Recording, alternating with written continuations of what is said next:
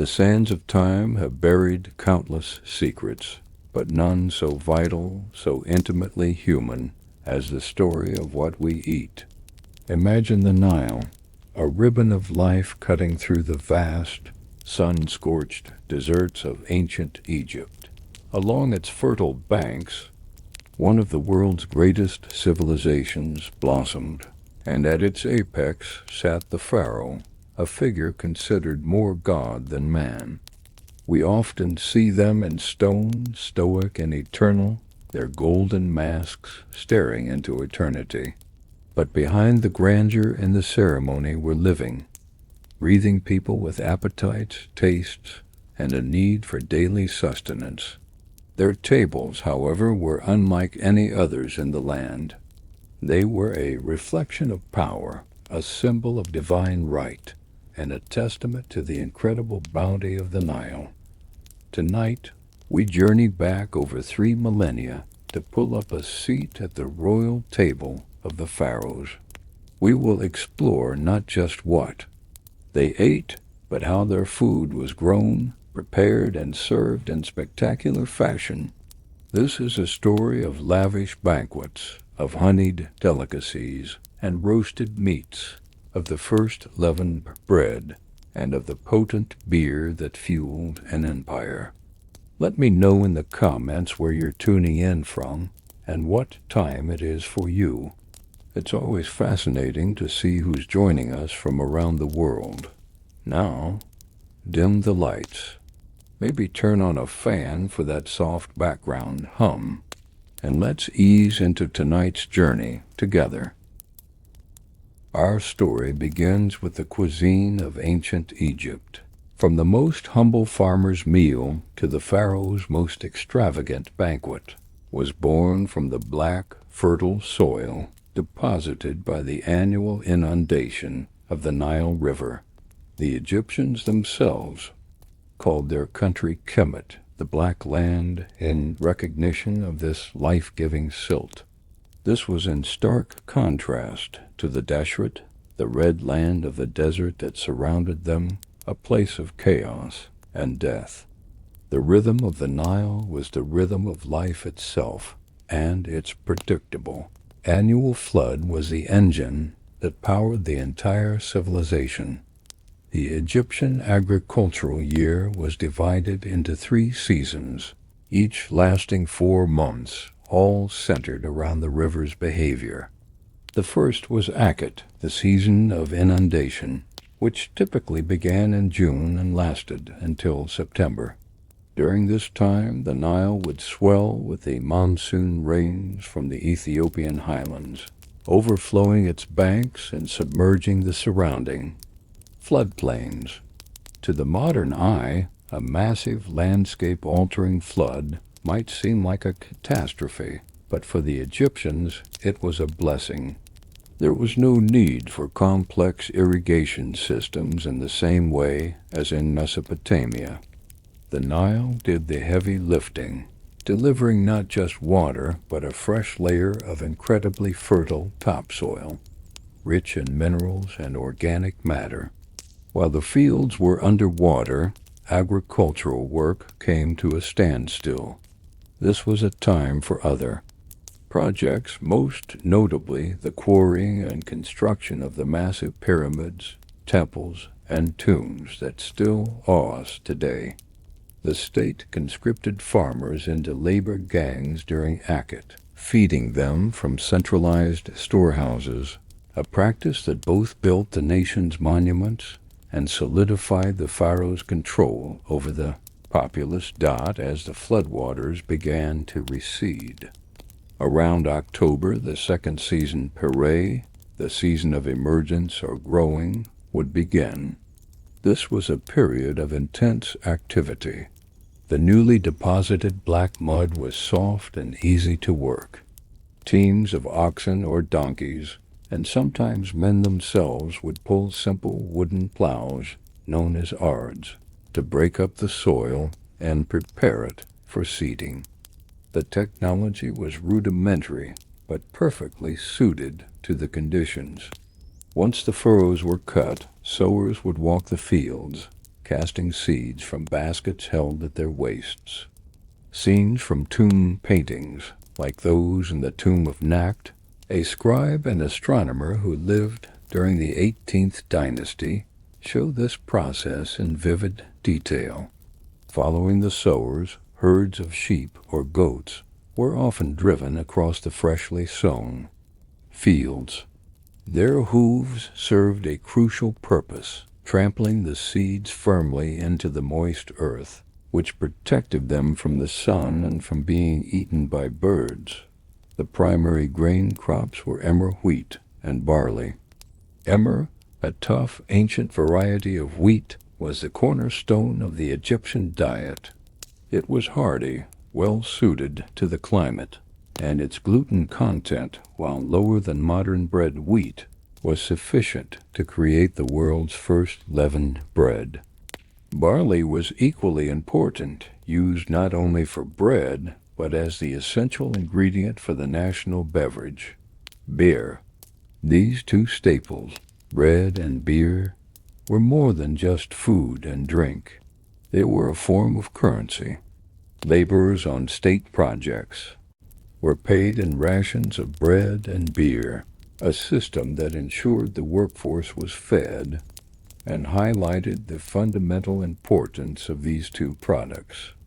The amount of a person's ration was a direct reflection of their status in the rigid social hierarchy. A simple laborer might receive a few loaves and a jug of beer, while a high-ranking official or a priest would command a far greater share. Befitting their station. The third and final season was Shemu, the season of harvest or low water, which ran from roughly February to May. This was a time of back-breaking labor under the hot Egyptian sun. Reapers would move through the fields in lines, cutting the stalks of grain with curved sickles made of wood with sharp flint blades set into them. Again, tomb paintings provide a window into this world, showing workers often stripped to the waist, their bodies glistening with sweat, methodically cutting down the golden wheat. They are often depicted with a water carrier nearby, a reminder of the harsh conditions. Once cut, the grain was bundled into sheaves and transported from the fields to the threshing floors, usually by donkeys. The threshing floor was a flat, hard-packed circular area where the grain would be spread out. Oxen, blindfolded to prevent dizziness, would be driven in circles over the stalks, their heavy hooves breaking the heads of grain and separating the valuable kernels from the straw. Following the threshing, the process of winnowing began. On a breezy day, workers would use wooden scoops or shovels to toss the mixture of grain, chaff, and straw into the air. The heavier grain would fall back to the floor, while the lighter chaff and straw would be carried away by the wind. It was a simple but effective form of sorting that required skill and a keen understanding of the wind. Finally, the cleaned grain was meticulously measured and recorded by scribes. Scribes were central figures in the administration of the harvest. They were the agents of the state, the temple, or the wealthy landowner, and their job was to ensure that every last kernel was accounted for. The grain was then transported to tall, beehive-shaped granaries for storage. These structures were designed to keep the grain dry and safe from pests like rats and insects, ensuring a stable food supply for the year ahead. The surplus from a good harvest was the Pharaoh's wealth, the foundation of the state's power. It could be used to feed the army, pay for monumental construction, trade with foreign lands for luxury goods like cedar wood from Lebanon or lapis lazuli from Afghanistan, or be stored as a buffer against the possibility of a poor harvest in a future year. The story of Joseph in the Old Testament, who interprets the Pharaoh's dream and advises him to store grain during 7 years of plenty to survive 7 years of famine, reflects the deep-seated cultural awareness of the importance of grain storage and the precarious balance of life along the Nile. While wheat and barley were the foundation, the fields and gardens of the Pharaoh were far more diverse. The fertile soil of the Nile Valley and the Delta was also perfect for growing a wide variety of vegetables. Onions, garlic, and leeks were ubiquitous and formed the flavor base for many Egyptian dishes. They were prized not just for their taste, but also for their supposed medicinal and strengthening properties. The Greek historian Herodotus noted that the builders of the pyramids were fed vast quantities of onions and garlic to maintain their stamina. Lettuce, which had a symbolic association with the fertility god Min, was a common sight. Other cultivated vegetables included radishes, cabbages, cucumbers, and gourds. Lentils, chickpeas, and fava beans provided a vital source of protein for the general population and were also enjoyed in the royal court. The Pharaoh's table, however, demanded more than just the staples. It required luxuries, and one of the most important was fruit. Orchards and vineyards were cultivated on higher ground, safe from the full force of the inundation. Here, figs, dates, and grapes were grown in abundance. Dates and figs could be eaten fresh or dried, providing a burst of concentrated sweetness and energy. They were often mashed into a paste to sweeten other dishes. Grapes were, of course, essential for the production of wine, a high-status beverage largely reserved for the elite and for religious ceremonies. While beer was the drink of the masses, wine was the drink of the gods and their representative. On earth, the Pharaoh. The tomb of Tutankhamun contained numerous wine jars, some of which were labeled with not just the vineyard and the year of production, but also the name of the chief vintner, much like a modern bottle of fine wine. Other fruits, like pomegranates and the sycamore fig, were also cultivated. The sycamore fig was particularly sacred, associated with the goddesses Hathor and Nut. For the Pharaoh, the agricultural bounty of Egypt was a direct manifestation of divine favor and Mat, the cosmic principle of order and justice. The success of the harvest was proof that the Pharaoh was fulfilling his duty to mediate between the gods and humanity, ensuring the continued prosperity of the land. The contents of his plate were, therefore, not merely food. They were a confirmation of his power and his place in the universe. In the grand culinary theater of ancient Egypt, two performers always took center stage: bread and beer. For the Pharaoh and the commoner alike, these were not just dietary staples. They were the very essence of life, civilization, and sustenance. The Egyptian language itself intertwined their existence. The common greeting, bread and beer, was akin to wishing someone health and prosperity, a phrase that encapsulated the core necessities for a good life. Their production was a daily ritual in every temple, palace, and household, and their quality and variety at the royal court were a direct measure of the kingdom's wealth and the Pharaoh's power.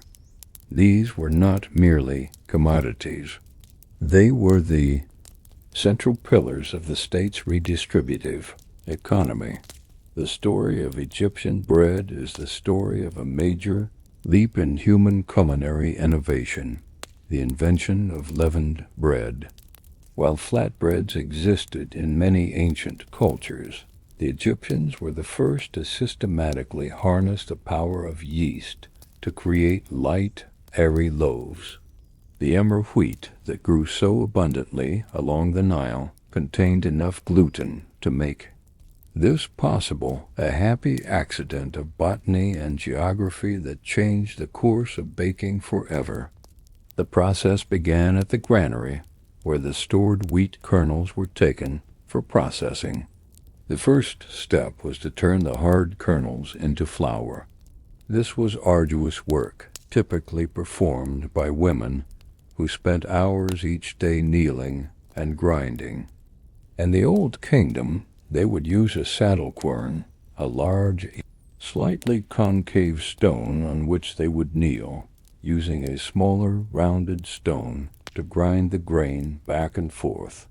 It was an inefficient, labor-intensive method that often introduced grit and sand from the stones into the flour. The persistent presence of these abrasive particles is tragically evident in the severe dental attrition observed in countless Egyptian mummies, whose teeth were often worn down to the pulp from a lifetime of chewing gritty bread. By the New Kingdom, the technology had improved with the introduction of the conical rotary quern, which was more efficient but still required significant physical effort. In the kitchens of the Pharaoh, however, one can imagine a higher standard of production. A larger workforce would have been dedicated to milling, and it is likely that the flour destined for the royal table underwent a more rigorous sifting process. Fine linen cloths would have been used as sieves to remove as much of the bran and grit as possible, producing a wider, finer flour that was the mark of true luxury. This refined flour created a softer, lighter loaf a world away from the coarse, dense bread of the common laborer. Once the flour was produced, it was mixed with water to form a dough. It is here that the magic of leavening happened. The Egyptians discovered that by leaving the dough out, wild yeast spores from the air would settle on it and begin to ferment. This process could be made more reliable and consistent by using a sourdough starter or a mother dough, a piece of living, fermented dough saved from a previous batch, rich in active yeast. An even more common source of yeast was the barm, the thick, frothy foam that formed on top of fermenting beer. This highlights the fundamental, almost symbiotic, relationship between the baker and the brewer in ancient Egypt. They were two sides of the same coin, working in adjacent workshops, sharing ingredients, tools, and the vital culture of yeast that gave both of their products their unique character. The variety of Egyptian bread was astonishing, a testament to a vibrant and creative baking tradition. Archaeological evidence and tomb reliefs have revealed over 40 different types of loaves. They came in all shapes and sizes, conical, round, triangular, oval, and even shaped like animals or human figures for ritual purposes. The shape was often determined by the mold in which the bread was baked. Conical pottery molds were particularly common.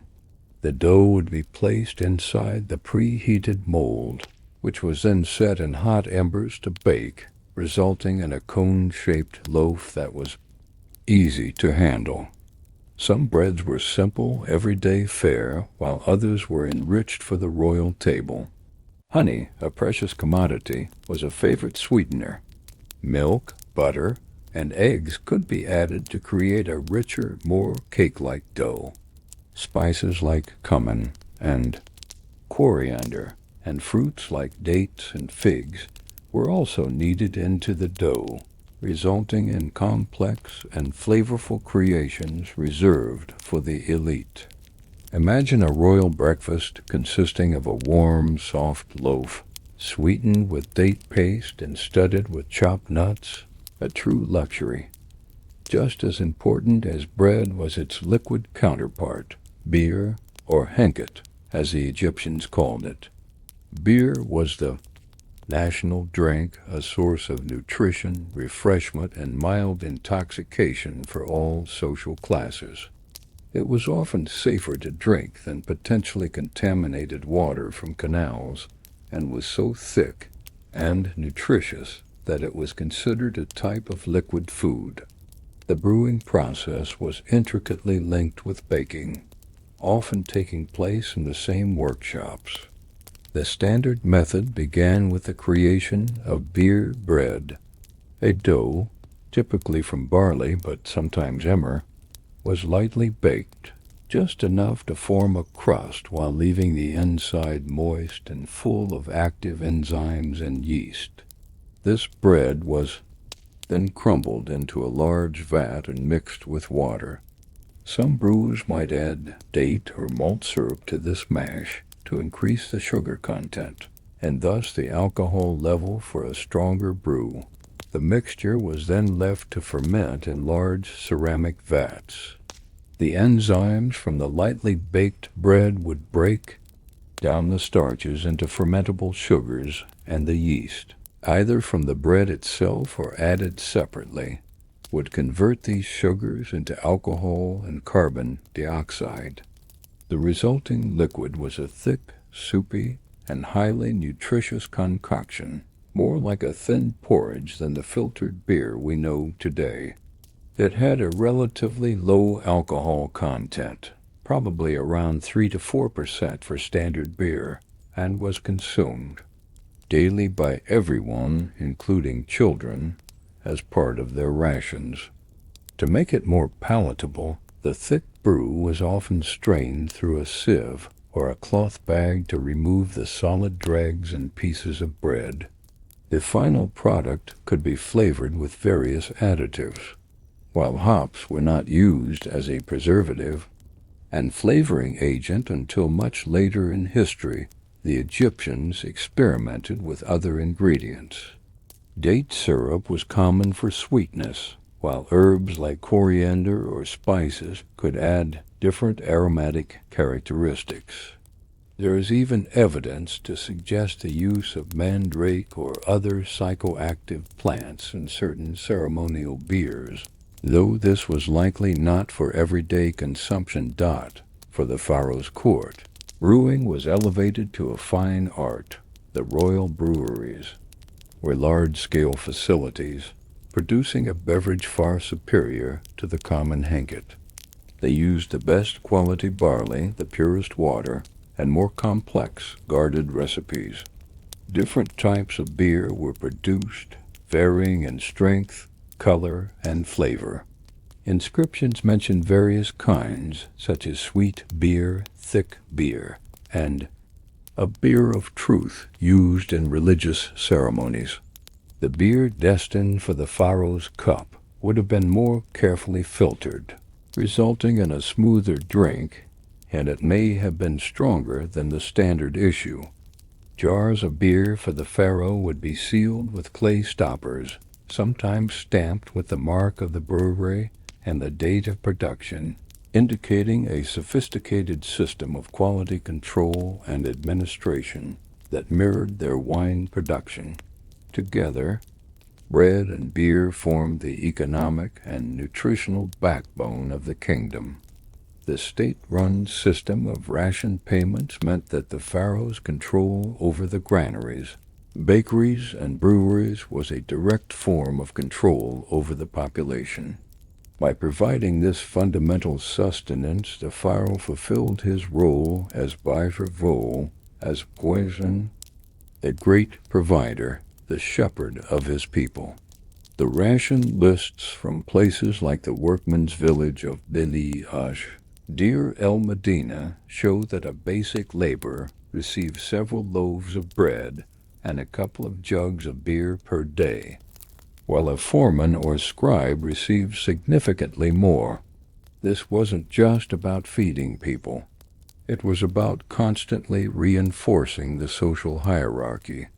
At the royal banquets, the sheer variety and quality of the bread and beer on offer were a display of this power on a grand scale.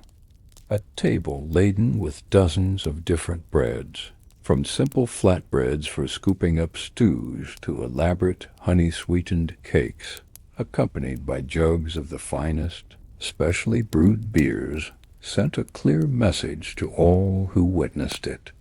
It was a message of abundance, of prosperity, and of a civilization that had mastered the gifts of the Nile. The humble loaf and the simple brew were transformed in the palace into symbols of divine authority and earthly power, the foundational flavors of a truly royal feast.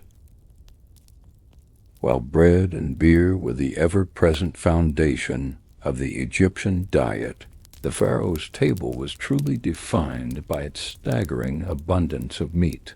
The sizzle of roasting flesh and the rich, savory aroma of cooked protein were the definitive hallmarks of a royal feast, a daily luxury that set the elite worlds apart from the common populace, whose diet was largely vegetarian, supplemented by fish. The acquisition, husbandry, and preparation of meat for the palace was a massive, complex operation, a vital industry involving vast state-owned herds of livestock, sprawling and noisy poultry yards, and the highly ritualized and symbolic spectacle of the royal hunt. The most prestigious meat, the undisputed king of the royal menu, was beef. Throughout the ancient Near East, cattle were a primary symbol of wealth and power, and nowhere was this more true than in Egypt. Large, well-managed herds were owned by the state, the great temples, and the highest-ranking nobles. These were not the dairy cows of modern farming. They were raised specifically for their meat and for their strength as draft animals, pulling plows and hauling stones. The tomb scenes, such as the incredibly detailed reliefs in the Old Kingdom mastaba of Saqqara, provide a veritable encyclopedia of Egyptian animal husbandry. We see herdsmen with their long staffs tending to their cattle in the pasture, carefully helping cows give birth and leading the animals across canals. The Egyptians were sophisticated breeders, and inscriptions mention several distinct types of cattle, including the majestic, long-horned Afrikaner type cattle and a short-horned, stockier variety bred for its meat.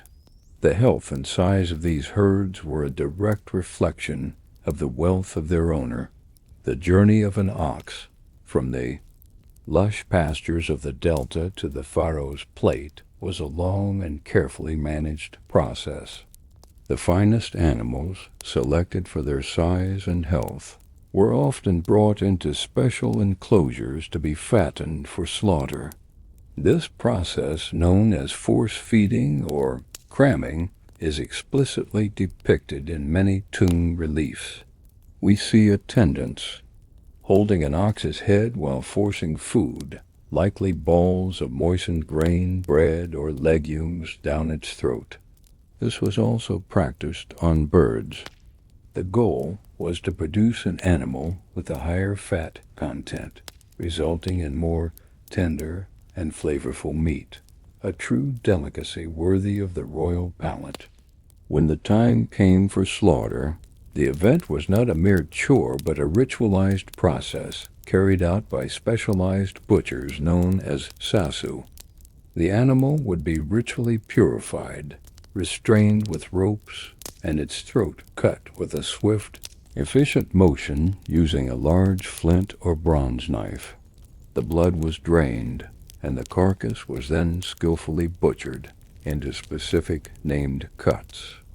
The choicest portions, such as the tenderloin, the ribs, and especially the foreleg, the chipach, were reserved for the offering table of the gods and the dining table of the Pharaoh.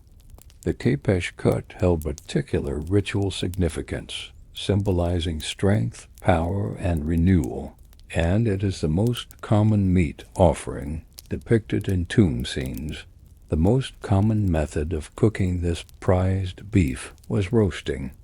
Large cuts of meat were impaled on wooden spits and cooked slowly over open fires or charcoal braziers. Scenes of palatial kitchens show ranks of cooks tending to these roasts, fanning the flames with palm fronds and turning the spits to ensure the meat cooked evenly. Other methods included boiling or stewing the meat with vegetables like onions and garlic in large ceramic pots, creating rich, savory broths. Salt, brought from the desert oases or the coastal lagoons of the delta, was the primary seasoning used both to flavor the meat and to preserve it. Beef could be salted and dried in the arid air, creating a form of jerky, sear, that could be stored for long periods. This preserved meat was essential for supplying the army on campaigns or for provisioning the pharaoh's entourage when traveling. Beyond beef, the Egyptians also raised sheep and goats. These animals were hardier and better adapted to more marginal lands, and their meat was part of the elite diet, though generally considered less prestigious than beef. Mutton and goat meat would have been common fare for lower-ranking officials and palace staff. A more notable and complex presence in the Egyptian diet was the pig. Pork was certainly eaten, particularly in the Old Kingdom and among the working classes, as evidenced by pig bones found at the workers' village of Giza. However, its status was ambiguous and seemed to decline over time, especially in official religious contexts. Pigs were associated with the god Set, the chaotic and destructive brother of Osiris, who was said to have taken the form of a black pig to attack the Eye of Horus. This association gave pork a somewhat unclean or taboo status, making it unsuitable for the most sacred offering lists and likely for the pharaoh's formal dining hall. It was food for the workers, not for the gods or the king. Perhaps even more varied than the selection of red meat was the incredible array of poultry available to the palace chefs. The Nile's marshes were a paradise for waterfowl, and the Egyptians were masters of both hunting and domesticating them. The most common domesticated fowl were ducks and geese. Vast poultry yards were maintained by the palace and temples, where thousands of birds were kept. The noise must have been deafening. As with cattle, the practice of force feeding was common to fatten the birds for the table. Roasted goose, with its rich, fatty meat and crispy skin, was a particular delicacy, a frequent centerpiece for any feast. In addition to ducks and geese, the Egyptians kept domesticated pigeons and doves in tall, cone-shaped dovecotes, which provided a steady supply of both meat and eggs. The skies and marshes also offered a wild bounty. Quail, cranes, pelicans, and various species of wild duck and geese were hunted and trapped on an industrial scale. The primary method for catching wild birds was the use of large clap nets. Detailed scenes show teams of men hiding in the papyrus thickets, holding the ropes to a massive net laid out over a pool of water. When a flock of birds landed to feed, a foreman, often depicted clapping his hands, would give a signal, and the men would pull the ropes in unison, snapping the net shut and trapping hundreds of birds at once. This was not sport, but a large-scale food-gathering operation to supply the insatiable demands of the elite households. The captured birds would then be brought back in cages, some to be slaughtered immediately, others to be kept and fattened in the poultry yards, the ultimate expression of the pharaoh's dominance over the natural world was the royal hunt. This was less about sustenance and more about ritual, ideology, and spectacle. The Pharaoh would be depicted in his chariot, the master of speed and power, effortlessly drawing his bow and felling a variety of animals. The preferred targets were the creatures of the desert, the red land, which represented chaos, Isfet. By hunting them, the Pharaoh symbolically reenacted the triumph of order, Mat, over chaos.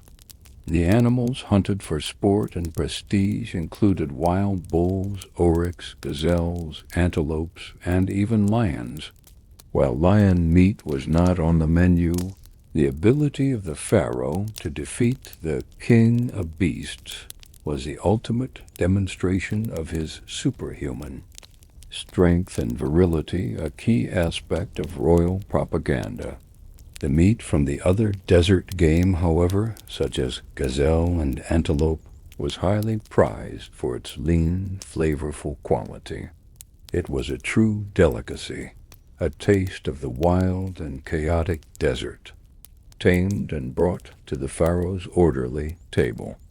The hunt was a carefully orchestrated event, with large teams of beaters driving the animals towards the Pharaoh's waiting chariot, ensuring his success and reinforcing his divine mandate to rule. The resulting venison would be a celebrated addition to the royal banquet of food imbued with the symbolic power of the Pharaoh's victory. The protein on the Pharaoh's plate was therefore a complex tapestry of flavors and meanings, a daily reminder of his absolute control over the animal kingdom. From the most placid fattened ox and its stall to the wildest antelope of the untamable desert. The Nile was the artery of Egypt, a sacred river whose predictable floodwaters brought fertility and life to the desert kingdom. Its waters also teemed with an incredible diversity of life, and for the vast majority of the Egyptian population, fish was the primary source of animal protein. It was an abundant and affordable daily staple that sustained the millions of farmers, craftsmen, and laborers who formed the base of the social pyramid. For the elite and the Pharaoh, however, the relationship with fish was far more complex. A nuanced tapestry woven from threads of social status, deep-seated religious belief, and specific culinary preferences. While the Pharaoh's formal table groaned under the weight of roasted beef and fattened geese, the bounty of the river still found its way into the palace, not as a staple, but as another resource to be controlled, consumed, and even avoided, all according to a strict set of cultural rules. The Nile ecosystem, encompassing the main channel, the seasonal floodplains, the canals, and the vast marshes of the delta, supported a huge variety of fish species. The most commonly consumed, and indeed the most iconic, was the Nile tilapia. This fish was so central to Egyptian life that it had its own hieroglyph and was a potent symbol of rebirth and regeneration. The Egyptians had closely observed its fascinating life cycle, in which the female holds her eggs and the young fry in her mouth to protect them from predators. Seeing the fully formed young eventually emerge from their mother's mouth, they associated the tilapia with creation and spontaneous generation. It was closely linked to the sun god Ra and the concept of renewal, and amulets in the shape of tilapia were extremely popular, worn by the living for protection and placed with the dead to aid them in their journey to the afterlife. Other important species included the massive Nile perch, which could grow to over 6 feet long and weigh hundreds of pounds, making a single catch a significant haul. The sharp-toothed tigerfish, various species of catfish with their distinctive barbels, some of which were poisonous, and the peculiar elephant snout fish, named for its long, curved snout used to forage in the mud, were all part of the regular catch. Mullet was also highly prized, not just for its flesh, but especially for its roe, which was processed into a preserved delicacy. The methods used to catch these fish were diverse and ingenious, perfectly adapted to the different species and environments. These techniques are illustrated with beautiful clarity in tomb scenes, giving us a window into the daily life of an Egyptian fisherman. The simplest method was angling with a line and hook. The hooks were barbless and made of bronze or copper, attached to a simple line made of twisted plant fibers or animal gut. Tomb paintings often show noblemen and their wives enjoying a leisurely day of fishing from a small papyrus skiff, treating it as a pleasant and relaxing pastime. For commercial fishermen supplying the markets and the great households, however, more efficient, large-scale methods were necessary to ensure a profitable catch. One of the most effective techniques was the use of large seine nets. These were massive nets, sometimes hundreds of feet long, with floats made of wood or gourds at the top, and weights made of stone or pottery at the bottom. They were dragged through a section of the river by teams of men, either wading in the shallows or working from two boats that would encircle a promising area. This method could enclose a large school of fish, which would then be hauled ashore. The catch would be sorted on the riverbank, with desirable fish being placed into woven baskets and less desirable species or those subject to local taboos being thrown back or used as bait. Another common and highly effective tool was the weir, or fish trap. These were fence-like structures made of woven reeds or palm fibers, set up in a narrow channel or at the edge of the floodplain as the inundation waters receded. The traps would guide the fish into a confined, maze-like area from which they could not escape, allowing for an easy and substantial harvest with minimal effort. For individual fishermen, a cast net weighted around the edges with lead weights could be skillfully thrown over a promising spot from the riverbank or a small boat. In the shallow, clear waters of the marshes, fishermen also used multi-pronged harpoons and spears, targeting larger fish like the Nile perch with deadly accuracy. Once caught, the fish had to be processed quickly, as it would spoil rapidly in the relentless Egyptian heat.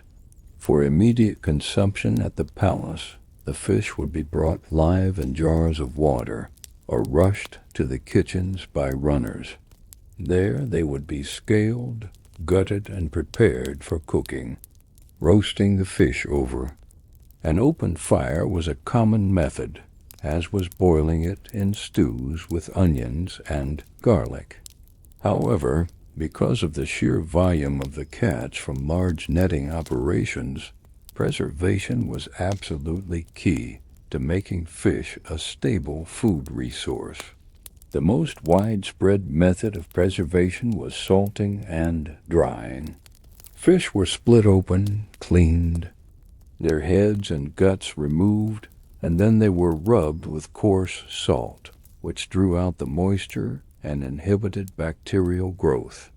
The salted fish were then laid out on racks or hung from ropes to dry in the hot, arid air.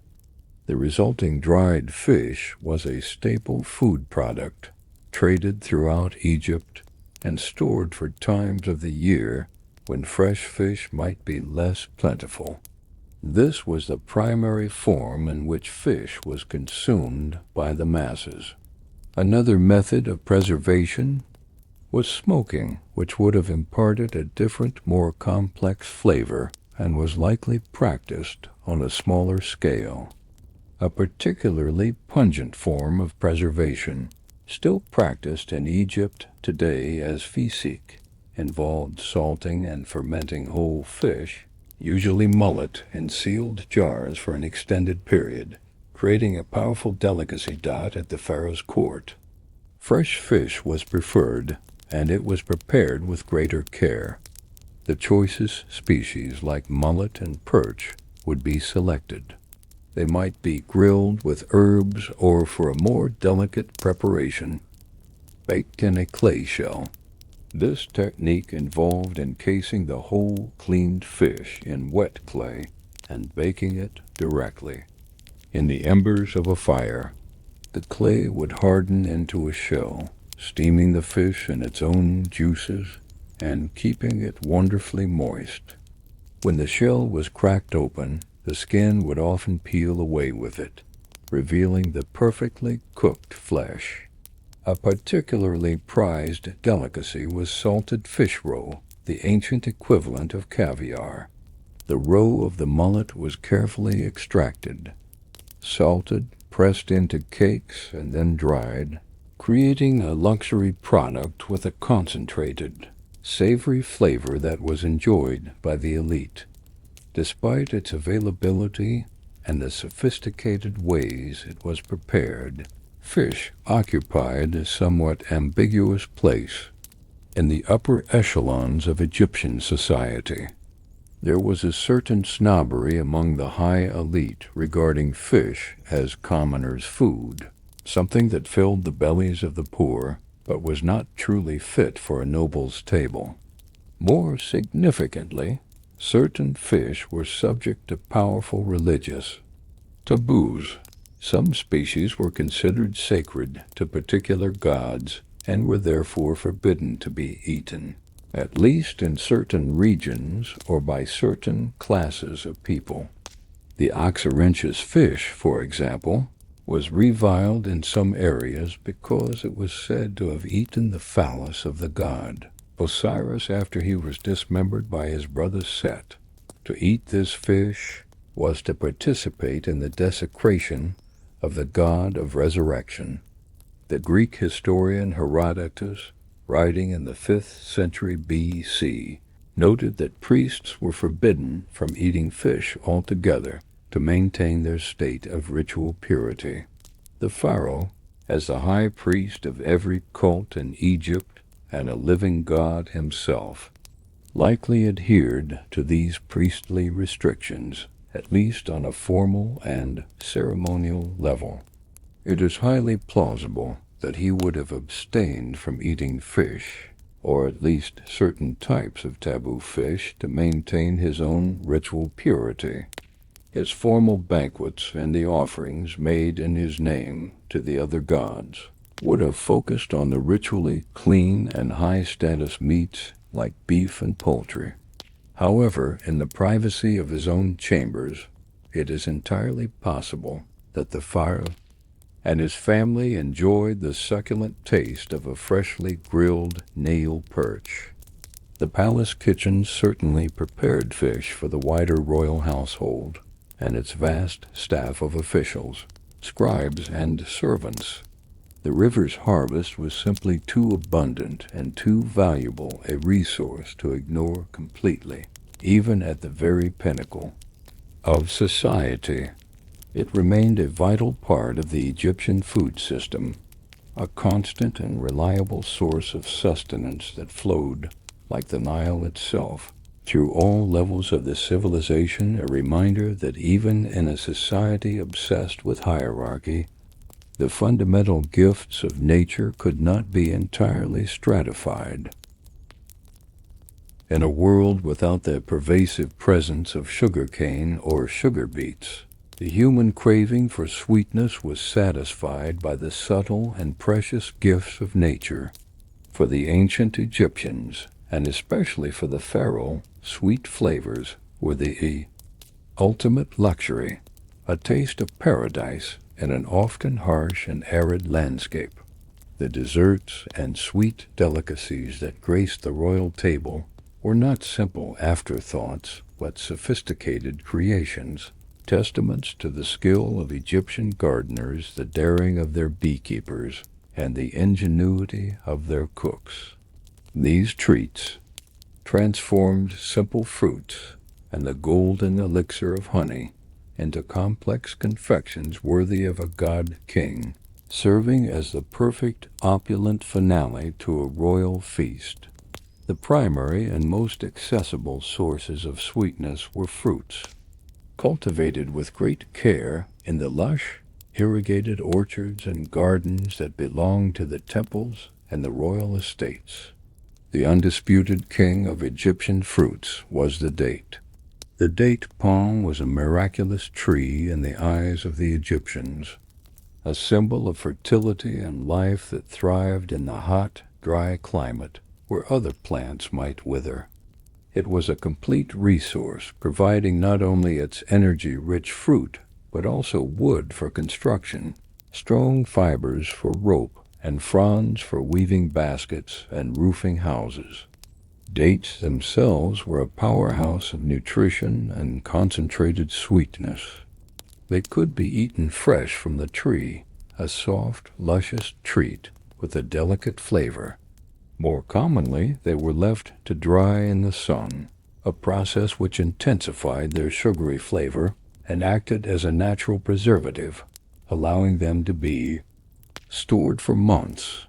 These dried dates were the workhorse sweetener of the Egyptian kitchen, used in a huge variety of dishes.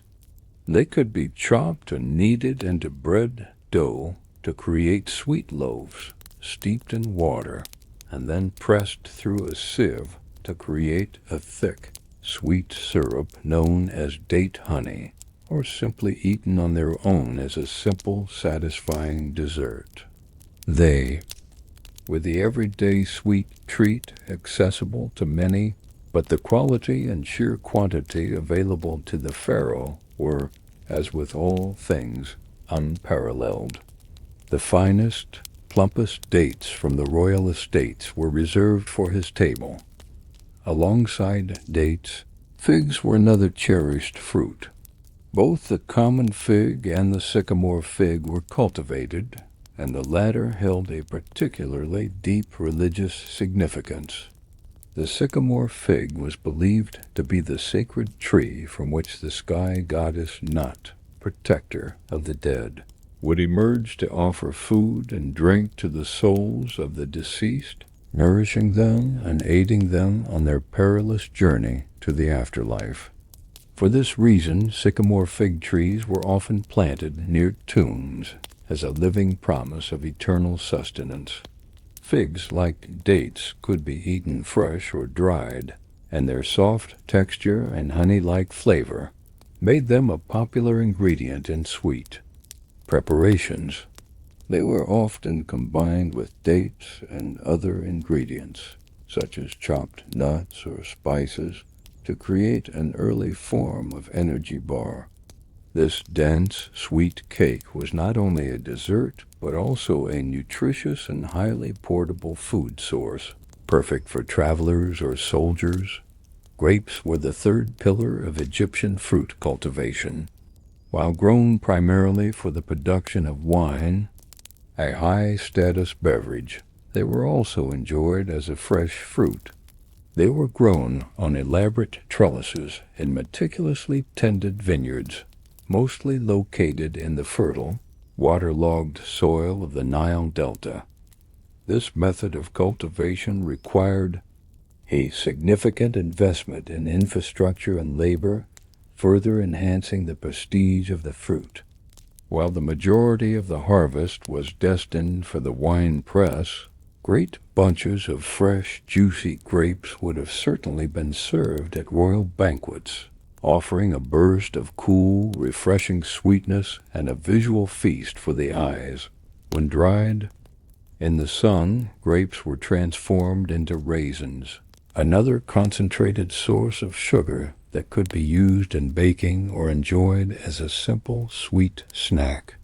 Other fruits grown in Egypt included the pomegranate, with its tough, leathery skin protecting jewel-like sacs of tartly sweet juice. The dom palm fruit, which had a hard edible rind that tasted somewhat like gingerbread and was often ground into a powder. And various types of melons, including watermelons, which were prized for their ability to provide both sweetness and hydration in the hot climate. However, the most prized, most revered, and most luxurious sweetener of all was honey. Honey was a magical substance, a gift from the bees that seemed to be a distillation of sunlight and flowers. It was far rarer and more difficult to obtain than fruit sugars, and was therefore a product of immense prestige, largely reserved for offerings to the gods, medicinal preparations, and the exclusive use of the Pharaoh and his court. The Egyptians were among the world's first known beekeepers. While some honey was certainly collected from wild hives found in rocky crevices or trees, a risky and often destructive process, the Egyptians also practiced organized apiculture on a large scale. By the Old Kingdom, they had developed horizontal, cylindrical hives made of piped clay or a mixture of river mud and straw. These hives could be stacked in large apiaries.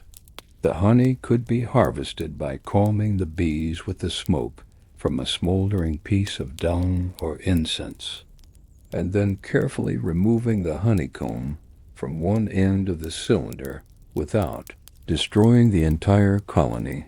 This sophisticated process is beautifully illustrated in the tomb of Babasa, a high official from the 26th dynasty.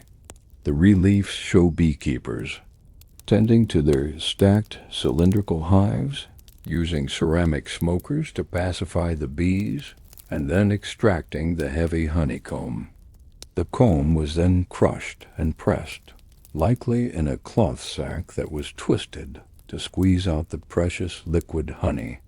The honey was then sealed in pottery jars, often with a label indicating its quality or origin, ready for use. It was a valuable commodity, a key ingredient in religious rituals, and a base for many medical prescriptions due to its natural antibacterial properties. But its ultimate role was as the supreme luxury sweetener in the kitchens of the Pharaoh. The beeswax, a valuable byproduct, was not wasted. It was used in cosmetics, for sealing documents, as a component in shipbuilding, and most importantly, in the lost wax casting method for creating intricate metal sculptures at the royal court. Honey was used to create a range of desserts and sweetmeats that showcased the chef's skill. The most common form of dessert was a type of sweet cake or pastry. A base dough of fine wheat or barley flour could be enriched with milk, butter, and eggs, and then sweetened with a generous amount of honey. This mixture would often be combined with chopped dates, figs, or ground nuts, like the tiger nut. These cakes were then baked, perhaps in special decorative molds, or fried in oil or animal fat, resulting in something akin to a donut or fritter, which could then be drizzled with even more honey or date syrup for a final glossy sheen. A popular delicacy known as Etiquette consisted of roasted tiger nuts, which are not true nuts, but small, sweet tubers that were then chopped and mixed with honey. This mixture was formed into small cakes or balls, a simple but elegant confection that provided a delightful crunch. The presentation of these desserts was as important as their taste. They would be arranged artfully on platters of pottery or even alabaster, perhaps decorated with fresh flowers, pomegranate seeds, or slices of fig. They were a beautiful and tempting end to a lavish meal. The sweetness itself was a symbol of the richness and pleasure of life, a stark contrast to the bitterness of death. This is precisely why honey and sweet foods were so important in a funerary context. Tombs were provisioned with sealed jars of honey, plates of sweet cakes, and baskets of fruit to ensure that the deceased would have access to these pleasures for all eternity. The tomb of Tutankhamun, for example, contained jars that still held traces of honey, a sweet promise preserved for over 3,000 years. It is important to remember that the Egyptian palate was likely very different from our modern one, which is accustomed to highly refined sugars. In a world where sweetness was a rare luxury, the simple taste of a ripe fig or a handful of dates was a significant pleasure. The desserts of the Pharaohs were not cloyingly sweet by today's standards. They were a delicate and complex balance of the natural sugars from fruits and the intense floral notes of wild honey, combined with the earthy flavors of grain and nuts. They were a celebration of the natural bounty of Egypt, transformed through skill and care into a food fit for a king. The beverages that filled the Pharaoh's cup were as laden with status, ritual, and meaning as the food that graced his plate. In a kingdom where the daily ration for millions consisted of bread and beer, the act of drinking was rarely simple. While the general population quenched their thirst and found their cheer in the ubiquitous and nutritious brew of the masses, the upper echelons of society, and the Pharaoh at his pinnacle, had access to a cellar of far greater variety, refinement, and symbolic power. From the sacred wine of the Delta vineyards to the meticulously purified water of the Nile, to the nourishing luxury of milk and exotic fruit juices, what the Pharaoh drank was a potent statement of his power, his ritual purity, and his intimate connection to the divine. The undisputed king of elite beverages, the drink of the gods and of royalty, was wine. In the strict social hierarchy of Egyptian drinks, if beer was the dependable, hard-working foot soldier of the nation, wine was the triumphant, decorated general parading its prestige. Its production was a complex and resource-intensive process, largely restricted to the fertile, waterlogged marshlands of the Nile Delta, with a few other notable wine-producing regions like the western oases such as Karga and Dakhla, and the area around Lake Mareotis near Alexandria in later periods. This geographical limitation immediately made wine a scarcer and therefore more valuable commodity than the barley that could be grown up and down the length of the Nile. The vineyards themselves were sophisticated agricultural enterprises belonging almost exclusively to the state, the great temples, or the wealthiest nobles. Grapevines were carefully tended, often by highly skilled gardeners, and trained to grow on purpose-built trellises. This practice lifted the precious fruit off the damp ground, improving air circulation, preventing rot, and making the harvest easier. This required a significant investment in infrastructure and specialized labor, further elevating the status of the final product. The wine-making process, from harvest to fermentation, is documented in stunning and lively detail in numerous tomb paintings, particularly from the New Kingdom period. The harvest, or vendange, is shown as a joyous but labor-intensive time. Workers are depicted carefully hand-picking ripe bunches of grapes and placing them into woven baskets. The baskets were then carried on their shoulders to the fermentation vats. These were large circular enclosures, either carved from stone or built from brick and lined with plaster to make them waterproof. Once the vat was filled with grapes, the treading began. Teams of men, often depicted holding onto ropes or bars suspended from a frame above them for balance and support, would stomp on the grapes with their bare feet to crush them and release their juice.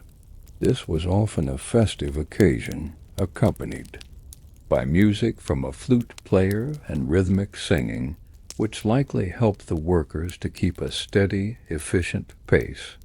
The resulting grape juice, or must, a frothy purple river, would flow through a spout into smaller collecting vats or directly into pottery jars.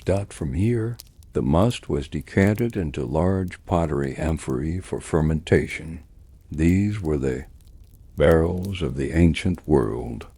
The wild yeasts present on the grape skins would immediately begin their work, voraciously converting the natural sugars in the juice into alcohol and carbon dioxide. The amphorae were left open or lightly covered with a cloth during the vigorous primary fermentation to allow the gas to escape without causing the vessel to explode.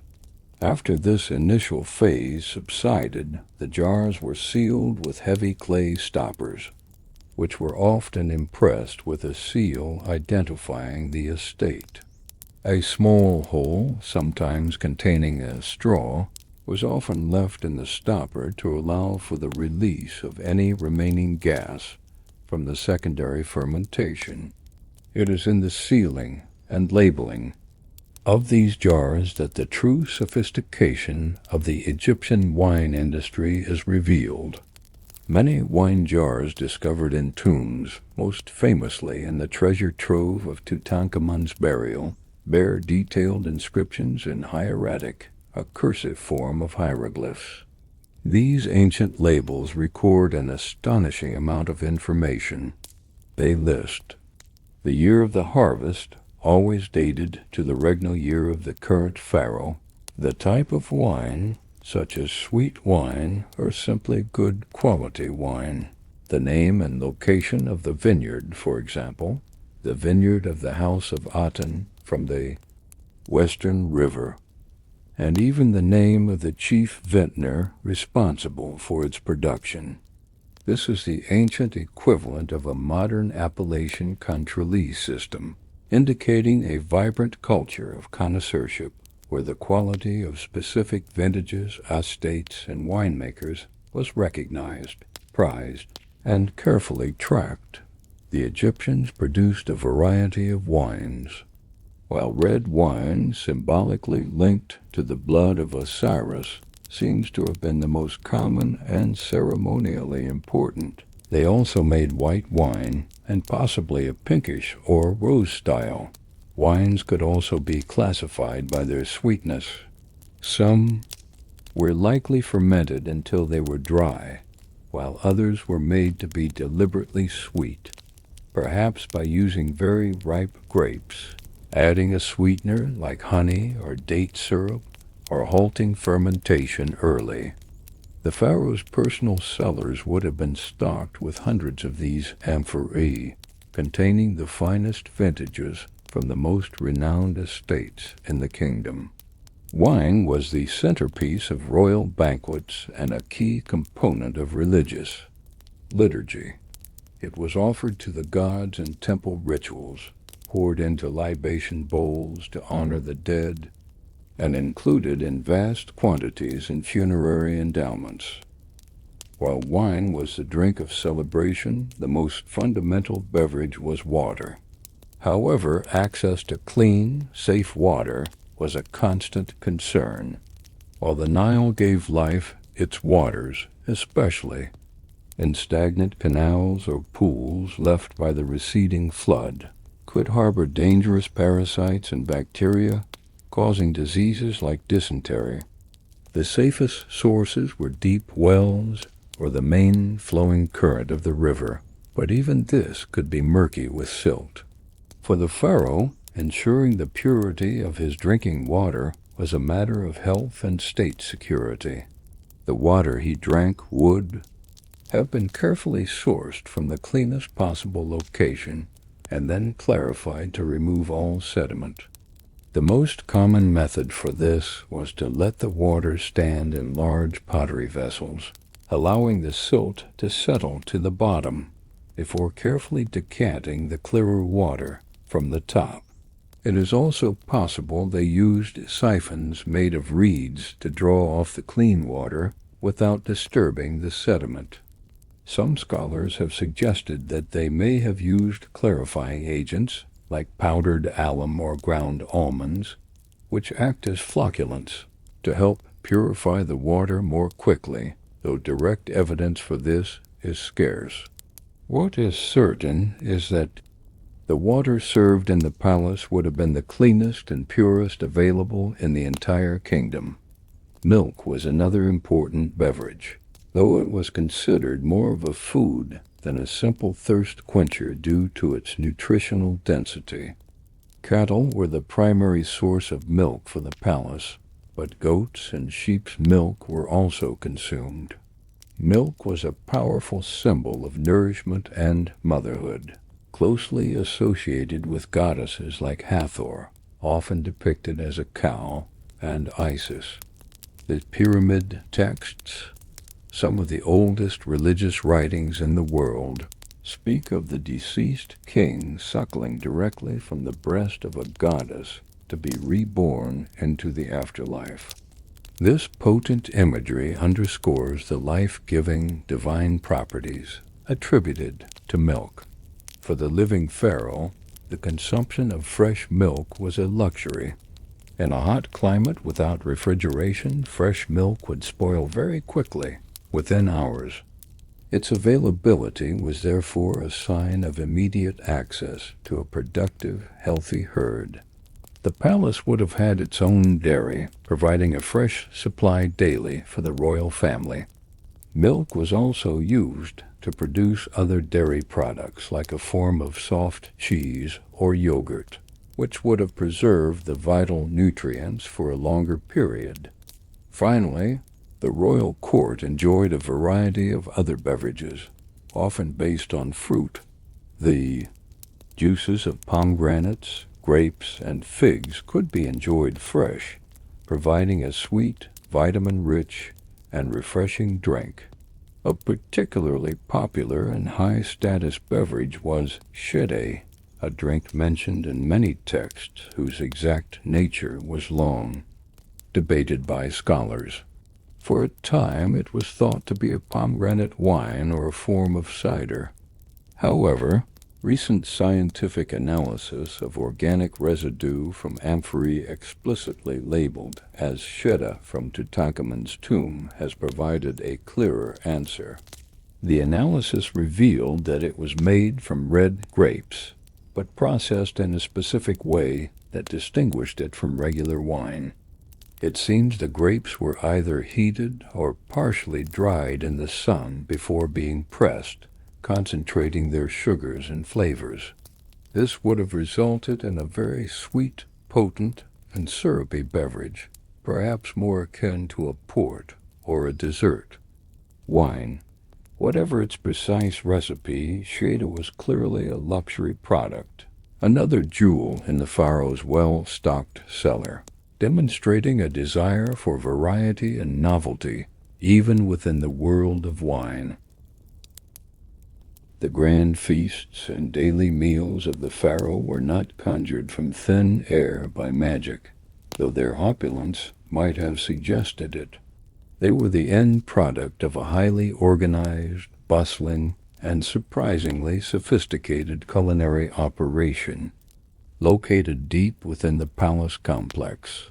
The royal kitchen was a world unto itself, a sprawling department that functioned with the precision of a small army. It had a large, hierarchical staff of specialized cooks, butchers, bakers, and brewers, all working with a range of purpose-built tools and time-honored techniques to transform the raw bounty of Egypt into meals worthy of a living god. Our knowledge of these kitchens comes from a combination of sources: the archaeological remains of palace and temple kitchens, which reveal their layout and scale, The vibrant, detailed scenes of food preparation that adorn the walls of so many tombs, and the administrative papyri that list the vast quantities of supplies consumed. The heart of the palace food operation was not a single, enclosed room as we might imagine it, but rather a collection of specialized workshops, many of which were open-air courtyards to allow for ventilation and the dissipation of smoke and heat. This design was crucial for handling the massive scale of production required to feed the royal family, the court, government officials, servants, and guards, a population that could number in the thousands. A key area would have been the butchery, an abattoir within the palace walls. This was undoubtedly an open-air courtyard, probably located on the periphery of the complex for reasons of hygiene and smell. Here the cattle, goats, and other livestock delivered as taxes or from the royal herds would meet their end. Specialized butchers, the sasu, using sharp bronze knives for cutting and heavy axes for bone breaking, would expertly dismember the carcasses. They worked with practiced efficiency, separating the prized cuts like the foreleg and ribs from the lesser parts, which would be allocated to lower-ranking staff. Nothing was wasted. Sinews were saved for cordage, and hides were sent to tanneries. Another dedicated area was the poultry workshop. Given the Egyptian elite's fondness for fowl, this would have been a constantly busy, noisy, and feather-strewn place. Here the thousands of ducks, geese, pigeons, and wild birds were killed, plucked, drawn, and prepared for the cooks.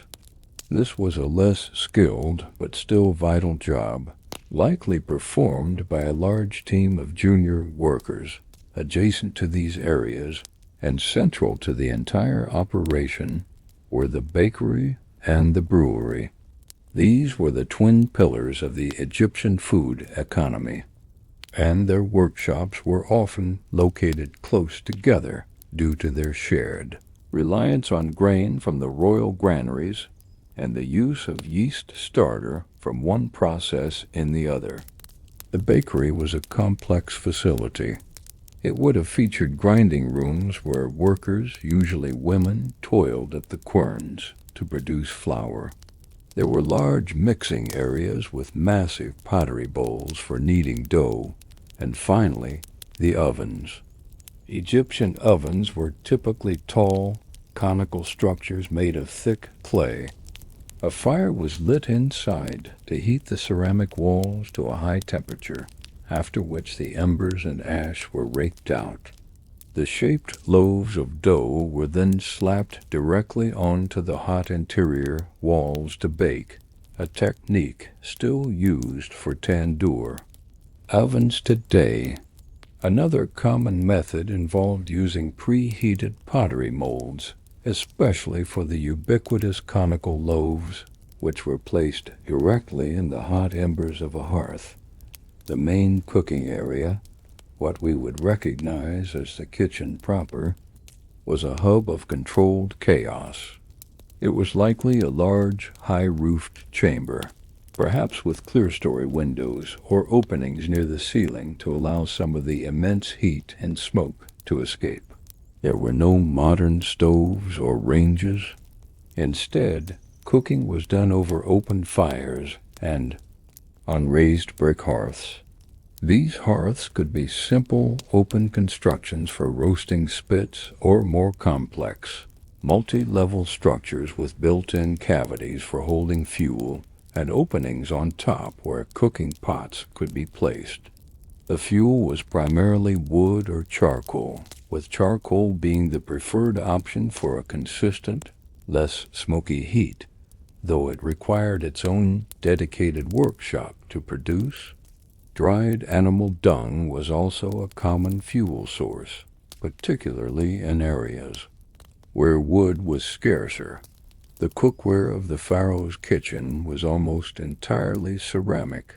Egyptian potters produced a vast and functional array of vessels for culinary use. Large, wide-mouthed bowls for mixing and serving. Round-bottomed cooking. Pots designed to sit stably on the ash of a hearth or on a ceramic pot stand. And specialized sealed jars for beer, wine, and oil. These pots were functional and durable enough for daily use, but their constant exposure to thermal shock meant breakages were common, creating a steady demand for the potter's craft. Metal cookware was exceedingly rare, while the elite had access. To bronze, it was a valuable alloy of copper and tin, which had to be imported, and its use was largely reserved for tools, weapons, and luxury items. Copper cauldrons may have been used for large-scale boiling in the wealthiest of kitchens, but for the most part, clay was the medium of Egyptian cooking. The tools, or utensils, used by the royal chefs were simple but effective, long-handled. Wooden spoons and spatulas were essential for stirring stews and porridges in deep, hot pots. A variety of bronze knives in different shapes and sizes were crucial for chopping vegetables and portioning meat. Sieves, made of woven reeds or horsehair, stretched over a wooden frame, were used for sifting flour to achieve different grades of fineness, and for straining beer, wine, and sauces to remove impurities and create a smoother consistency. Stone, mortar, and pestles of various sizes were indispensable. Large ones were used for pounding grain or dried legumes, while smaller ones were used for grinding spices, crushing herbs, and preparing medicinal compounds. Tongs, likely made of wood or bronze, would have been used to safely handle hot coals and to move or turn food cooking directly on the fire. It is important to note the absence of forks. The Egyptians ate with their hands, specifically their right hand, using pieces of flatbread to scoop up sauces and stews. The staff of the royal kitchen was a large and rigidly hierarchical organization led by a high-ranking official, perhaps titled the overseer of the kitchen or chief of cooks. This was a position of immense trust and responsibility, as this person was ultimately responsible for the pharaoh's health, safety, and satisfaction. A mistake could be fatal, both for the pharaoh and the cook. Under this overseer was a legion of specialists. There were the sasu butchers, the retinue bakers, and the afetu brewers. The cooks who prepared the final dishes were also specialized. Some might be expert roasters, chefatu, responsible for tending the spits of meat over the fire. Others might specialize in sauces, pastries, or the preparation of vegetables. The sheer scale of the operation demanded this division of labor. A single royal banquet could require feeding hundreds, if not thousands, of people. The culinary techniques employed by these chefs were varied and well-honed. Roasting was clearly a favorite method for preparing high-quality meat, turning it brown and savory over an open flame. Boiling was also extremely common, the basis for countless soups, stews, and porridges. A large ceramic pot would be filled with water, meat, and vegetables like onions, leeks, and garlic, and then left to simmer over the hearth for hours, tenderizing the meat and melding the flavors into a nutritious one-pot meal. Frying was also practiced. Small cakes or pieces of meat could be fried in shallow pottery dishes with rendered animal fat or vegetable oil, such as sesame oil, moringa oil, or for the truly wealthy, imported olive oil, a more gentle cooking method, akin to steaming, could be achieved by wrapping food, such as fish, in large leaves like lotus leaves, and placing the package in the hot embers. This would protect the food from burning and keep it wonderfully moist. The seasonings available to the palace chefs were what truly elevated their cuisine. Salt was universal. Garlic and onions were the foundational flavorings, but a wide range of herbs and spices were also available. Coriander, cumin, fenugreek, dill, and mustard seeds were all grown in Egypt and used to add warmth and complexity. The palace would have maintained its own herb garden to ensure a fresh supply. And for the pharaoh's personal dishes, there were the ultra-luxury imported spices, cinnamon from Asia and black pepper from India, which began to appear in the New Kingdom. These were unimaginably expensive, and a single peppercorn was worth a fortune. Their use was the ultimate culinary status symbol, a final flourish of flavor that was truly fit for a king. A banquet in the palace of the pharaoh was far more than a simple meal, however lavish. It was a meticulously orchestrated piece of political and religious theater, a multi-sensory spectacle designed to awe and impress. It was an occasion for the conspicuous display of wealth, the reinforcement of the rigid social hierarchy, and the public celebration of the pharaoh's divine status and his role as the great provider. From the elaborate preparations and decorations of the hall to the specific etiquette observed by the guests, every single aspect of a royal feast was imbued with deep and complex meaning.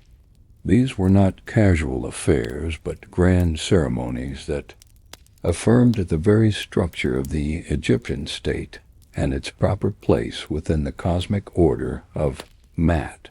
The setting for a major banquet would have been one of the grand halls within the palace complex, richly and transformed for the occasion. The columned halls, already impressive in their scale, would be further embellished. The walls might be hung with fine, brilliantly colored linen tapestries depicting scenes of victory, hunts, or religious festivals. The floors would be covered with fresh reed mats, and perhaps even luxurious imported carpets from the Near East. The primary source of light would be the warm, flickering glow of dozens, if not hundreds, of oil lamps. These lamps range from simple pottery bowls to ornate, multi-nozzled creations carved from translucent alabaster, which would cast a soft, ethereal light throughout the space. The wicks burned not in simple oil, but in oil infused with perfumes, filling the air with the exotic fragrances of myrrh, frankincense, and lotus blossoms. The central focus of the entire hall was the pharaoh himself. He would be seated on a raised throne, often made of gilded wood and inlaid with ivory and semi-precious stones.